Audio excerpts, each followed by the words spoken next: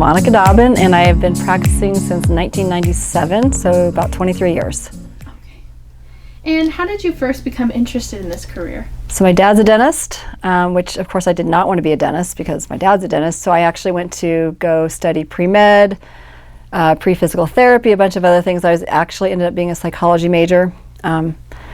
Went on a excursion to Nepal and had to learn how to be a dental assistant after I'd graduated from psychology with a psychology degree. And so my dad, I assisted him and I worked for him for about a summer, and I just realized that it was a great profession. He took care of people. He was always pretty much loved his job, and so I thought I'd give it a try, and I fortunately got into dental school that year. So I got a little lucky. Wonderful. So yeah, so psychology degree, you can actually get any degree you want. You don't have to go to any specific pre-dental, pre-medical, pre-anything. You can get an art degree if you'd like. You can get an engineering degree. You have to have the basic classes, which are essentially pre-med classes. There are actually pre-dental degrees. So it's your basic sciences, maths. You have to have some, maybe psychology classes. I think a well-rounded bachelor's degree is important. Things have changed quite a bit. I think they have a lot higher expectations now of prerequisites to go to dental school. I've had 2 or 3 patients that are now in dental school, and they had to require to have shadow hours, hands-on hours. It's a lot more competitive, I think, to get into dental school now. So there's just the core curriculum. You have to take what's called a DAT test, dental aptitude test. And it's spatial relations, it's organic chemistry, it's physics, it's math. It's kind of like the MCAT, but it's for dental school. So those are some of the pre-requirements you have to use.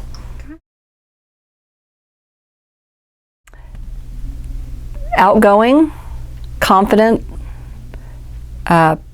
willing to be patient to make things right. Really have to like people. You have to like people first, dentistry second, because if you like people, you're going to care more about the dentistry. Dentistry is just it's a very precise skill that you must have, but you have to really appreciate the patient's needs, because every patient will need different things. And so you might have a treatment plan for one patient that has the exact same tooth as another, but that will be different because of their age, where they are in life. So I think you have to have a very creative way of thinking. So personality traits would be patience, somewhat outgoing. You can't be a recluse. You have to really like people, and you have to be very adaptable to very different situations, because everything's different. 120,000, I just looked it up, is for a dentist coming in. I didn't come close to that, and I'm surprised if you really actually can, but maybe you can now.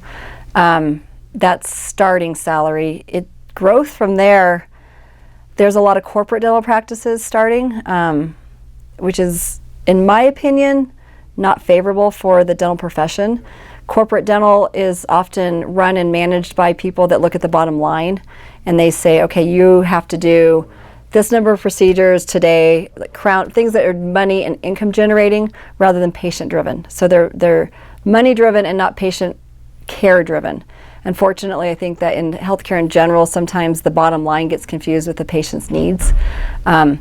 I think in a private practice like I have, which is different than a corporate, we are very patient driven and only treat patients if their dental needs we meet their dental needs and not our pocketbook needs. So as far as growth, as far as money goes, if you take care of your patients, the money will follow.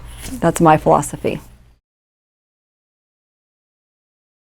Of that as far as well, this year's a little different. This is COVID year, and I'm sure you're filming this and everybody knows that. So definitely you are never in one place for a very long time. You're going from room to room to room.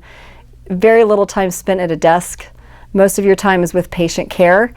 There are hours of the day that you'll have to do paperwork. It's not paperwork anymore, but charting, putting your notes in the computer.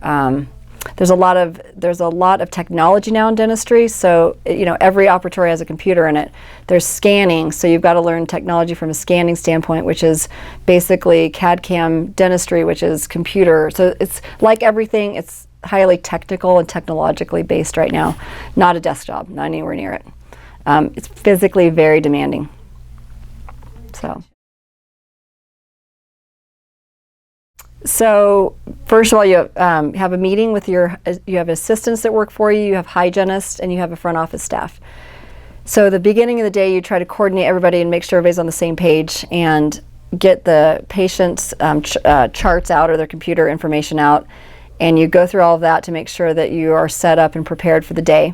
So you have a morning meeting, and then you'll go see a patient and you'll do your procedure, and then you have 2 or 3 hygienists that you have to go check. So they'll be hygienist cleans people's teeth and takes their x-rays and calls the dentist in to get an exam. So you have to finish or somewhere get a stopping point with your procedure you're doing in the operatory, and then go check a hygienist, say hi, how are you doing to the patients, check their teeth, make diagnoses, and then jump back up again and go back to what you were doing and remember what you were doing, and make sure everybody's doing okay. Of course, pain-free dentistry is always important. So, there's a lot of dentistry involves a lot of different procedures. Benefits, and I think maybe why it's become a very popular profession. Benefits are you can have your own schedule. That sounds really glorious and all, but it's not really true, because you also have a staff that you are responsible for. So I can't just decide, oh, I'm only going to work from 3 to 7 today, because I'm employing people that require hours from 8 in the morning till 5 at night for income, and they have to support their family. So as a dentist, you have to understand that you're also supporting other families through your generating income. There's part-time dentistry, there's, again, corporate dental, but when you own your own practice, you really are, your life is kind of run by what your staff needs, and you coordinate that. But so advantages are you are flexible. I could definitely leave for an hour, tell my staff to not schedule my patient, go watch my daughter play a tennis match or swim meet or whatever they're doing, come back. The income is good, it's comfortable. You'll never be a millionaire unless you invest well being a dentist, but you will have a very comfortable lifestyle. You'll be able to own a house, buy a car, all the things that we're supposed to do these days. Disadvantages, it's, like I said, it's very physically hard. It's hard on your neck, it's hard on your shoulders, it's taxing on your brain. But again, when you can, another benefit's huge. My favorite thing is you get to meet really cool people. I have a 103-year-old patient, I've got a 2-year-old patient, and you can learn a lot, you get to talk to people, and really families. I mean, I've known my interviewer here since she was a little girl, and like I said, some of my patients are now dentists that I saw when they were young. My dad was a dentist, and I just saw his 3rd patient. He's 83. So I think you get a sense of family, and you become, it becomes part of your lifestyle is your job, so that's an advantage. Disadvantage, it's very hard to manage people. It's very hard to we have 17 women that work here and 2 men, not that that matters, but it's very hard sometimes to coordinate and meet everybody's needs emotionally, space-wise, schedule-wise. So it takes a lot of learning how to manage people, managing a business from a bookkeeping standpoint, account standpoint. We're remodeling, so it's kind of like, it's like 1,000 different jobs all at once. Sometimes that can be extremely stressful. So the business part of it, I think, is not as much fun for most dentists, and that is probably why there's a lot of corporate dental offices that are starting to come into fruition, is because of that. Again, you can take off hours throughout the day. You can take a week off to go to your kids', spring break or whatever. It's a medical job, but you're not going to have to be on call where you're in the hospital all night. It typically is not life or death situations. So there's I guess flexibility is the operative word. There's a lot of flexibility in being a dentist. So that would be conducive, I suppose. I've raised 2 daughters and been a dentist, so it works out pretty well. That's my favorite aspect, is there's an incredible amount of knowledge to gain from people and talking to them. I also love taking a smile that maybe was damaged by cavities, or they've fractured their teeth off, or they don't like the way their teeth look, and being able to create something that was better than before.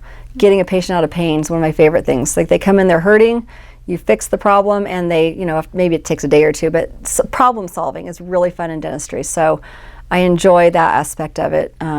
as much as the people aspect. I mean, clearly I love what I do or I wouldn't still be doing it. So technically I love it, but you can't just be a mechanic. You can't go and just fix people's teeth without getting to know the person. So that's kind of same thing there. I think corporate dental, I think it's I don't think it's necessarily going in the right direction. I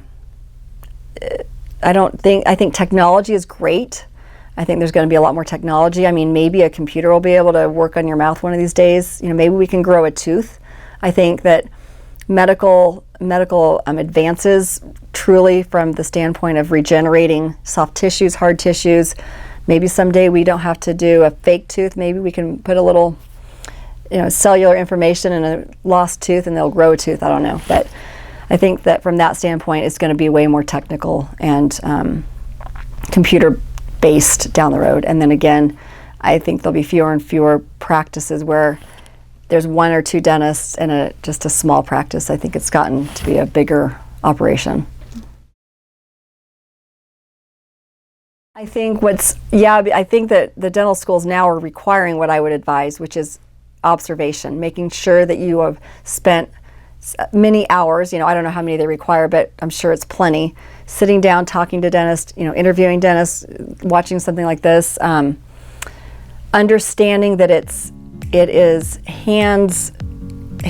I mean, you're always, it's an art. It's not, so I think understanding the highs and the lows of dentistry is really important before you go into it, because 4 years of dental school, and if you don't like what you're doing, it would be miserable. I have friends that got out of it within their first couple of years because it was a lot harder than they think it was. But with that challenge, it also brings good rewards.